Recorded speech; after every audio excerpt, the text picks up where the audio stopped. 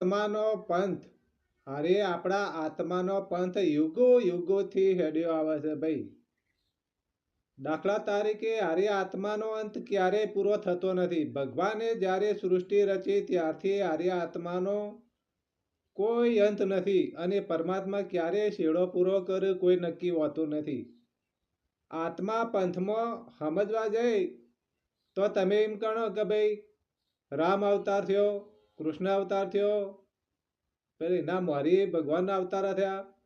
એ યુગો યુગોથી આપણે હેડ્યા આવે છે. એનું હું તમને એક પરિણામ બતાવું ને એક ઉદાહરણ બતાવું કે આપણાથી શરૂઆત કરીએ તો આપણા દાદાના દાદાના દાદાના દાદાના દાદાના દાદાના દાદાના ઠેઠ ઠેઠ આગળ શીળા લેતા લેતા તમે જો તો કૃષ્ણ અવતારનો રોમ અવતારમાં ઠેઠ નરસિંહ ભગવાન બન્યા ત્યાં સુધી આપણા બધા મનુ અવતાર સુધી જાય.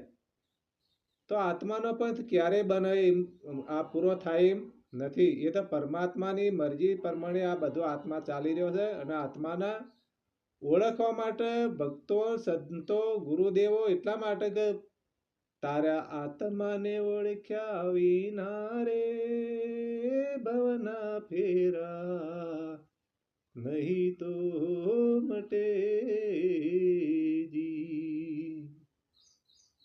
એટલે ભક્તો એમ કહે છે કે તારા આત્માને ઓળખો. એ ઓળખાણ માટે ભક્તો અને ગુરુદેવોની જરૂર પડતી હોય છે ભક્તોજનો. એટલે આર્ય આત્માના યુગો યુગોથી હેડી આવે છે.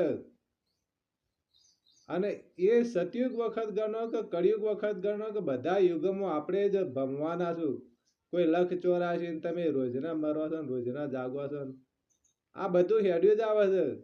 પણ આત્માની ઓળખાણ કરવા માટે ગુરુની જરૂર નહીં રે. તમને ગુરુદેવ જણાવે ને ગુરુદેવ શીખવાડે.